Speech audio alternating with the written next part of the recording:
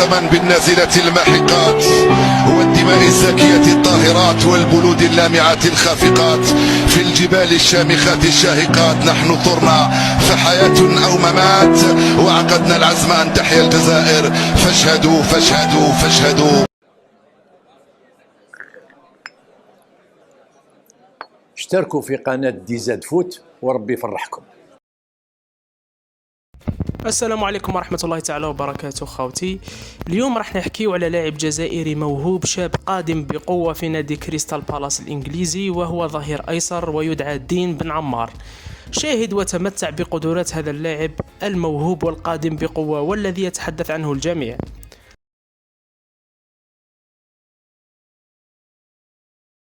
شوف هنا كيف يسترجع الكرة يعني بسرعة.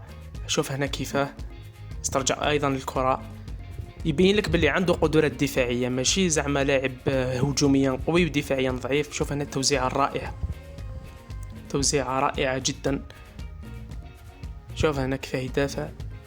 هذه يعني بعض اللقطات، برك روح وزيد تحوس عليه تلقى هذا اللاعب عنده مباريات كبيرة والكل يتحدث عنه في انجلترا وفي كريستال بالاس. كل يعني المحيط تاع كريستال بالاس يتوقع ان يكون هذا اللاعب نجم كبير في المستقبل نظرا لإمكانياته الكبيرة.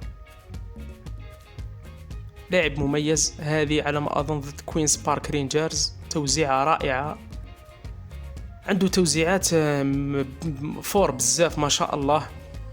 يسترجع الكرة هنا، يصعد هنايا، يسترجع أيضا الكرة. شوف كيف يسترجع الكرة دون خطأ. شوف كيف دون خطأ. لاعب مليح بزاف هذا اللاعب، 17 سنة فقط، يعني عنده مستقبل كبير جدا. وهذا اللاعب لعلمكم فقط عنده تعلق كبير بالجزائر. شوف هنا هذا هو اللاعب رقم 3. شوف كيف يصعد، يوزع توزيعة دقيقة ممتازة للمهاجم. شوف كيف هنا يسترجع الكرة، يتحول للأمام، يستفيد من تماس. شوفوا هنا كيف أمام مانشستر سيتي يسترجع الكرة. نفس الشيء هنا، يسترجع الكرة، يتحول مباشرة للأمام. هنا دوما تجده في الكرة الثانية ويوزعها ممتازة جدا. عنده توزيعات دقيقة ولاعب مميز، وعنده تعلق كبير بالجزائر، وداير العالم تاع الجزائر في الانستغرام تاعو. ولاعب أيضا صرح في عديد المرات بأنه لديه تعلق بالجزائر. شوف هنا يصعد للأمام مباشرة للمهاجم. حاجة اللي تعجبني فيه هي السرعة تاعو بالكرة وبدون كرة.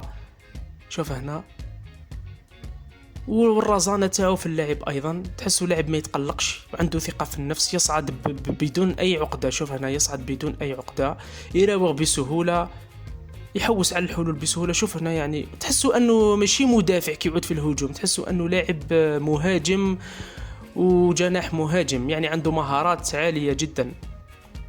شوف هنا تمريرة مباشرة للأمام، ممتاز هذا اللاعب. هذه مع المنتخب الإنجليزي أمام مقدونيا على ما أظن، أو أمام هولندا، مباشرة من الركنية سجل هدف أمام مانشستر سيتي. شوف كيفاه، ما شاء الله ما شاء الله هذا اللاعب. ماذا بينا نشوف هذه المواهب الشابة في المنتخب الوطني. نصل للنهاية أعزائي المشاهدين، لا تنسوا دعمنا بلايك، اشتراك وتفعيل الجرس ليصلكم الجديد والمزيد دوما. سلام.